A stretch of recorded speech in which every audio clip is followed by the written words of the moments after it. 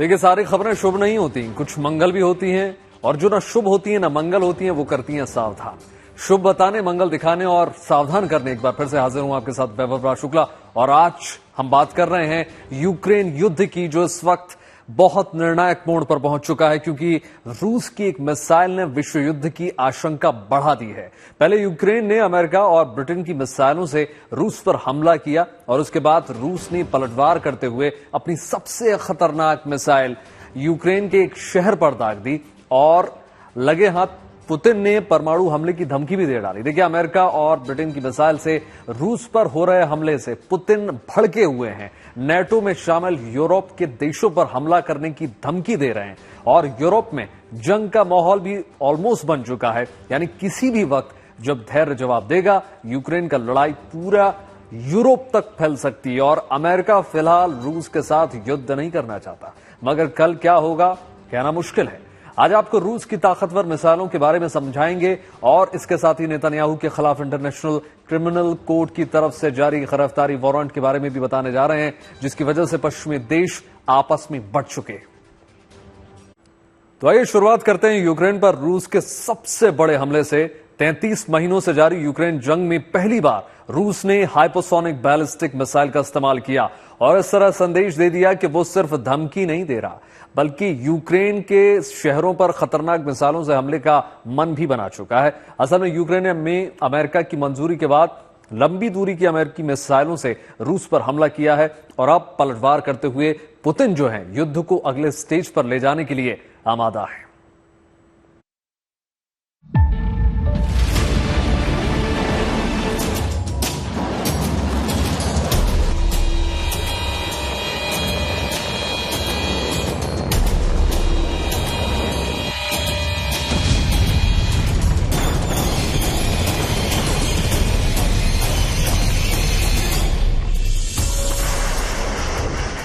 ये सिर्फ मिसाइल नहीं, रूस की ओर से ताकत की नुमाइश है और लगे हाथ यूरोप अमेरिका को खुलेआम धमकी भी। ये मिसाइल ऐलान है कि अगर रूस पर अमेरिकी या ब्रिटेन की मिसाइल से यूक्रेन ने हमला किया तो नतीजे भुगतने होंगे। रूस की ये ताकतवर मिसाइल नेटो में शामिल देशों, खासकर ब्रिटेन पर भी बरस सकती है। और जब ये बेहद तेज हाइपरसोनिक मिसाइल चलेगी तो कोई इसे रोक नहीं पाएगा। यही दिखाने के लिए रूस ने पहले इस मिसाइल की टेस्टिंग यूक्रेन के शहर निप्रो पर की। मिसाइल ने वहां कहर बरपा दिया, कई इमारतें तबाह हो गई, जेलेंस्की और उनकी सरकार सन्न रह गई। घबराए जेलेंस्की ने दावा कर दिया कि रूस ने आईसीबीएम यानी इंटर कॉन्टिनेंटल मिसाइल से हमला किया है, मगर अमेरिका ने तुरंत ये दावा खारिज कर दिया और उसके बाद पुतिन सामने आए, साफ कर दिया कि ये मध्यम दूरी की बैलिस्टिक मिसाइल थी। रूस और यूक्रेन की जंग करीब 1000 दिनों से जारी है, लेकिन इस जंग में पहली बार रूस ने मध्यम दूरी की बैलिस्टिक मिसाइल का इस्तेमाल किया, जिसका नाम है आरिश्टी और वो ध्वनि की रफ्तार से 10 गुना तेज हवा में उड़ती है।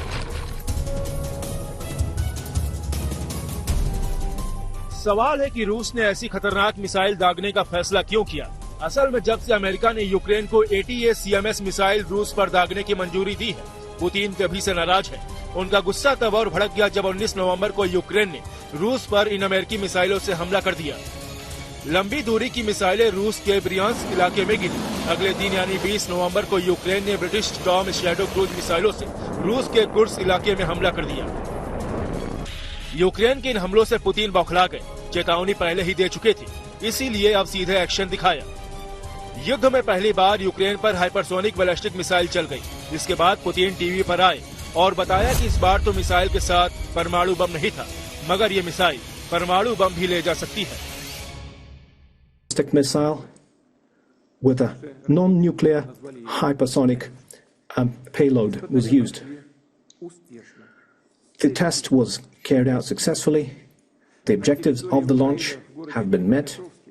Any fears that it will reduce the effectiveness of those systems, because there is no way to counteract a missile that flies at 10 Mach, which is 2.5 to 3 kilometers per second. Existing anti-missile systems and the anti-missile systems deployed by the United States and Europe cannot intercept such missiles. Putin ने साफ कहा कि रूस को उनके खिलाफ हमला करने का अधिकार है जो रूस पर हमला करते हैं, और खुलकर कहा कि पश्चिमी देश यूक्रेन को लंबी दूरी के मिसाइलों के इस्तेमाल की मंजूरी देकर यूक्रेन संकट को और बढ़ा रहे हैं। पुतिन ने दावा किया कि रूसी सेना यूक्रेन में अपना लक्ष्य पूरा करके ही दम लेगी।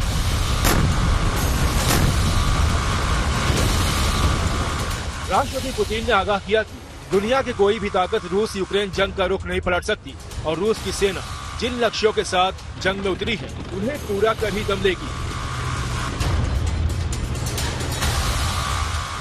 रूस के हमले से भड़के जेलेंस्की ने तीखे शब्दों से हमला किया, लिखा कि पुतिन ने हमारे सबसे बड़े शहरों में एक निप्रो पर हमला किया। ये इस युद्ध में क्रूरता और इसे भड़काने की एक और मिसाल है। हाइपरसोनिक बैलिस्टिक मिसाइल के साथ यूक्रेन युद्ध एक नए स्टेज पर पहुंच गया है, जहां से भारी तबाही के आसार हैं। जेलेंस्की इस बात को बखूबी समझते हैं, शायद इसीलिए परेशान हैं। हालांकि अमेरिका उन्हें दिलासा दे रहा है कि अमेरिकी एयर डिफेंस सिस्टम रूसी मिसाइल को रोक लेंगे। हालांकि ऐसा कतई नहीं है।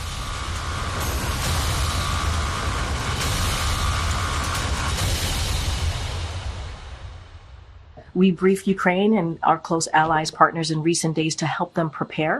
As the president announced earlier this year, the United States is providing Ukraine with hundreds of additional Patriot and AMRAAMS missiles to strengthen its air defense. पद छोड़ने जा रहे राष्ट्रपति बाइडेन ने अपनी विदाई से पहले इस लड़ाई को और उलझा दिया है। अमेरिका की शह पर यूक्रेन ने लंबी दूरी की मिसाइलों से रूस पर हमला भी कर दिया, मगर अब रूस के पलटवार से यूक्रेन में ऐसी तबाही हो सकती है जिसकी उम्मीद जेलेंस्की को नहीं होगी। रही अमेरिका की बात, तो वो आसार है कि यूक्रेन की शायद ही रक्षा कर पाए। दिलचस्प बात यह है कि रूस ने मिसाइल दागने से 30 मिनट पहले अमेरिका को इसकी जानकारी दे दी थी। I can confirm that Russia did launch an experimental intermediate range ballistic missile. This IRBM was based on Russia's RS-26 Rubezh intercontinental ballistic missile model. In terms of notifications to the United States was pre-notified briefly before the launch through nuclear risk reduction channels. For more, I'd refer you to state on that. असल में cold war के दौर में जब America और रूस में जबरदस्त तनातनी थी, सीधी जंग टालने के लिए दोनों देश ताकतवर मिसाइल दागने की योजना के बारे में एक दूसरे को पहले ही बता देते हैं ताकि इसकी वजह से तनाव न बढ़े। इस बार भी यूक्रेन पर मिसाइल दागने से पहले रूस ने अमेरिका को सूचना दे दी और डंके की चोट पर निप्रो शहर को निशाना बनाया। पुतिन जंग के और भड़कने की जिम्मेदारी पूरी तरह से अमेरिका और यूरोप पर डालना चाहते हैं। उन्होंने दावा किया कि अगर भविष्य में वॉरहेड के साथ किसी इलाके पर हमला होता है तो नागरिकों को पहले से जानकारी दी जाएगी। वहीं अमेरिका और ब्रिटेन का अगला कदम क्या होगा, ये अभी साफ नहीं। हाँ, एक बात तय है कि अगर दोनों ने यूक्रेन को रूस पर हमले के लिए उकसाया तो ये जंग बेहद खतरनाक हो सकती है, क्योंकि अब पुतिन रुकने वाले नहीं हैं। Bureau report, good news today. देखिए, पुतिन जो है पहले ही चेतावनी दे चुके हैं कि अगर अमेरिका या नेटो देशों के हथियारों का यूक्रेन ने रूस के खिलाफ इस्तेमाल किया तो जंग का दायरा बढ़ जाएगा, यानी तब रूस जो है नेटो देशों के खिलाफ हमलावर हो सकता है। और ठीक यही हुआ है। यूक्रेन ने रूस के अंदर तक मार करने वाली मिसाइलों को दागकर रूस को भड़का दिया। अब सिर्फ यूक्रेन ही नहीं बल्कि यूरोप में उसके मददगार ब्रिटेन जैसे देश भी उसके निशाने पर आ सकते हैं। इसलिए यूक्रेन पर मिसाइल हमले के बाद ब्रिटेन डरा हुआ है। दावा यह किया जा रहा है कि उसकी सेना जो है लड़ाई के लिए तैयार है। उधर रूस संकेत दे रहा है कि जरूरत पड़ी तो वो परमाणु हमला भी कर सकता है। रिपोर्ट देखिए जरा।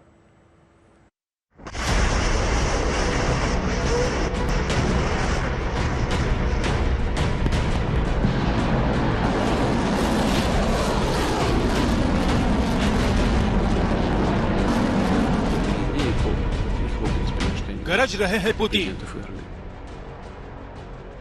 जंग के लिए तैयार हो चुका है ब्रिटेन। तो क्या तीसरे विश्व युद्ध की रणभेरी बच चुकी है? क्या यूक्रेन की लड़ाई पूरे यूरोप और अमेरिका की लड़ाई में तब्दील होने वाली है? संकेत यही है, क्योंकि यूक्रेन की जमीन से अमेरिकी और ब्रिटिश मिसाइलों के हमले के बाद रूस बौखलाया हुआ है। लड़ाई किस हद तक जा सकती है, इसका ट्रेलर पुतिन ने यूक्रेन पर हाइपरसोनिक बैलिस्टिक मिसाइल दागकर बता दी है। ये कोई मामूली मिसाइल नहीं है। रूस की मध्यम दूरी की ओरेशनिक मिसाइल की रेंज 6000 किलोमीटर है। इसमें 6 से 8 वारहेड होते हैं, जिनमें से हर एक की क्षमता 150 किलोटन विस्फोटक ले जाने की होती है और ये मिसाइल परमाणु बम ले जाने में भी सक्षम है और रफ्तार है 3 किलोमीटर प्रति सेकेंड। यानी यूक्रेन की बात कौन करे। नेटो में शामिल यूरोप के ब्रिटेन, फ्रांस और पोलैंड जैसे देश इस मिसाइल की जद में हैं। पोलैंड की राजधानी वार्सा पहुंचने में इस मिसाइल को 12 मिनट, बर्लिन पहुंचने में 15 और लंदन पहुंचने में सिर्फ 20 मिनट का वक्त लगेगा। जो मिसाइल हवा से 10 गुना रफ्तार में जा रही हो, उसे किसी भी एयर डिफेंस सिस्टम से रोकना बेहद मुश्किल होगा। और इसीलिए शायद सबसे ज्यादा चिंता ब्रिटेन को है, क्योंकि यूक्रेन ने ब्रिटेन के दिए 12 स्टॉर्म शैडो क्रूज मिसाइल रूस के कुर्स्क इलाके में दागे हैं। जब ये मिसाइल रूस में गिरी तो इलाका दहल गया, मगर इसके बाद पुतिन ने हाइपरसोनिक मिसाइल से जवाब दिया, विश्व युद्ध के लिए आगाह किया और जिम्मेदारी सीधे अमेरिका ब्रिटेन पर डाल दी। Experts know fully well, and the Russian side has underscored this time and again, that using such weapons without the direct involvement of military operators from manufacturing countries is impossible. On November the 19th, 6 ATACMS missiles manufactured in the US were used, and on the 21st, a combined attack using Storm Shadow manufactured in the UK, as we have underscored many times. The regional conflict in Ukraine, provoked by the West, acquired a global character. Putin अपने इरादों को छिपा नहीं रहे, खुलकर America और Britain का नाम ले रहे हैं और हमले की धमकी दे रहे हैं। इस धमकी को गंभीरता से लिया जाए, इसके लिए पुतिन ने यूक्रेन पर हाइपरसोनिक मिसाइल दागकर अपना इरादा साफ कर दिया। इसके बाद यूरोप और खासकर ब्रिटेन तक हड़कंप मचा हुआ है। चिंता इस बात की है कि कहीं पुतिन ब्रिटेन पर हमला ना कर दे। फिलहाल ब्रिटेन के उप रक्षा मंत्री हुंकार भर रहे हैं कि वो रूस से जंग लड़ने को तैयार हैं। If the British Army was asked to fight tonight, Yes. it would fight tonight. And I don't think anybody in this room should be under any illusion that if the Russians invaded Eastern Europe tonight, then we would meet them in that fight. That would be the first point I'd make. Britain का ये रुख बता रहा है कि Europe पर युद्ध का संकट मंडरा रहा है। ब्रिटेन इस युद्ध के लिए कितना तैयार है, ये दावे के साथ तो नहीं कहा जा सकता, मगर उसके नेता मान रहे हैं कि इस वक्त यूक्रेन युद्ध निर्णायक मोड पर है। किसी भी वक्त कुछ भी हो सकता है और परिणाम घातक हो सकते हैं, क्योंकि जंग अब रूस यूक्रेन तक सीमित नहीं रही। रूस नेटो देशों के हथियारों के जवाब में नेटो देशों पर पलटवार कर सकता है। दिलचस्प बात यह है कि इस युद्ध की आग में घी डालने वाला अमेरिका कह रहा है कि वो रूस से युद्ध नहीं चाहता। That we've said from the beginning is that we don't seek a wider regional conflict. We don't seek war with Russia. And I think we've been pretty clear about that from this podium and from this administration. What we are going to do, though, and what we have made clear in public channels and in private channels, is that we're not going to stand for another country invading its neighbor. And we're going to continue to support Ukraine in its fight. And I think it's important to remember that this isn't a secret. This was known from the very beginning. We warned Russia, back in 2022, not to do this. And they did it anyways. And so there are consequences for that. But we don't want to see this escalate into a wider regional conflict. America का stand साफ है कि वो Ukraine के साथ युद्ध में शामिल नहीं होगा। नेटो देशों पर अगर रूस हमला करता है तो उसका रुख क्या होगा, ये देखना होगा। फिलहाल वो युद्ध से दूर रहना चाहता है। एक बड़ी वजह यह भी है कि बाइडेन अब राष्ट्रपति की कुर्सी पर कुछ दिन के लिए है। कमान जल्दी ही ट्रंप के हाथ आने वाली है, जो यूक्रेन में जल्दी ही जंग खत्म करवाने का दावा कर चुके हैं। लेकिन क्या तब तक जंग थमी रहेगी? क्या तब तक पुतिन इंतजार करेंगे? कहना मुश्किल है। आसार तो ये है कि हालात बिगड़े तो रूस यूक्रेन पर बेहिचक परमाणु बम का भी इस्तेमाल कर सकता है। इसके लिए पुतिन ने न्यूक्लियर डॉक्ट्रिन में बदलाव कर दिया है। अब रूस गैर परमाणु शक्ति वाले देश यानी यूक्रेन पर परमाणु बम से हमला कर सकता है, क्योंकि वो न्यूक्लियर पावर वाले देशों की मदद से रूस पर हमला कर रहा है, यानी खतरा बढ़ा है। जाहिर है जंग का दायरा बढ़ेगा।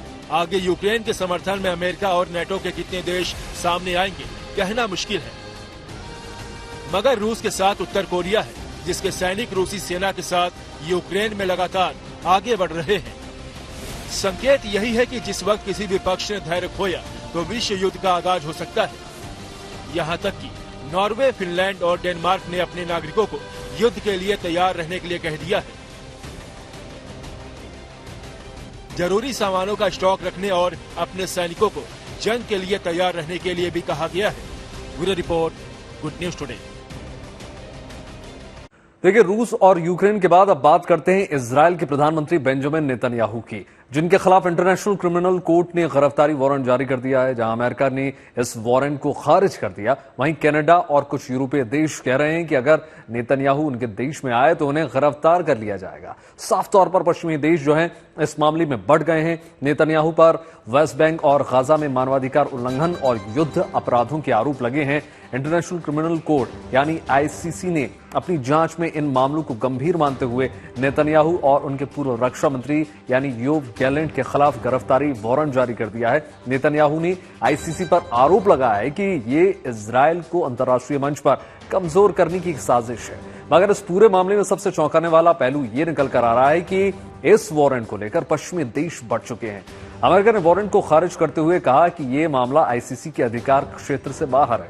दूसरी तरफ कनाडा, फ्रांस और जर्मनी जैसे जो देश हैं वो आईसीसी के कदम का समर्थन कर रहे हैं। वे इसे न्याय और अंतर्राष्ट्रीय कानून के पालन का उदाहरण मानते हैं, यानी नेतन्याहू अगर इन देशों में जाते हैं तो उनको गिरफ्तार किया जा सकता है। आपको बता दें कि आईसीसी के सदस्य देशों में भारत शामिल नहीं है, लेकिन 124 देश इसके सदस्य हैं और ये उन पर निर्भर करता है कि वो नेतन्याहू के खिलाफ अपने देश में आने पर कार्रवाई करते हैं या नहीं। That we fundamentally reject the court's decision to issue arrest warrants for senior Israel officials. We remain deeply concerned by the prosecutor's rush to seek arrest warrants and the troubling process errors that led to this decision. The United States has been clear that the ICC does not have jurisdiction over this matter. You've heard us say this before. First of all, as Canada has always said, it's really important that everyone abide by international law. This is something we've been calling on from the beginning of the conflict. We are one of the founding members of the International Criminal Court, the International Court of Justice. We stand up for international law, and we will abide by all the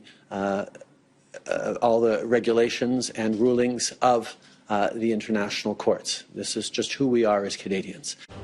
तो फिलहाल इस विशेष कार्यक्रम में इतना ही। देश और दुनिया की तमाम पॉजिटिव खबरों के लिए जुड़े रहिए गुड न्यूज टुडे के साथ। मुझे दीजिए इजाजत। नमस्कार।